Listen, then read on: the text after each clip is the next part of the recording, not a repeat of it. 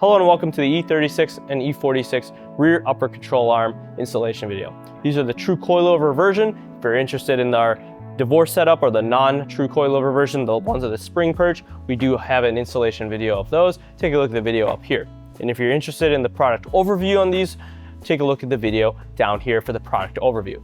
So in this installation video, we're gonna see what's included. You have the pair of control arms, as well as 2 of the thin spacers, 2 of the medium spacers, 4 thick spacers, and 4 of the misalignment spacers. Now note, we do supply some extra spacers, so this is able to be used in conjunction to the factory subframe or our Apex engineered subframe, so you may or may not have some leftover spacers.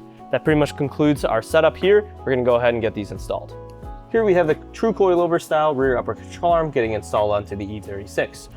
And this is the same installation for the E46. First thing you're gonna do is you're gonna grab the misalignment spacers that are in the hardware pack and insert those into the bearings on the control arm. Next, if you're going to be installing this on the factory subframe, you'll go ahead and use your factory subframe bolt. But because this customer is using the Apex subframe, we're going to go ahead and put in the bolt supplied by the Apex engineered subframe, followed by a medium and thick washer onto the other side, followed by the control arm,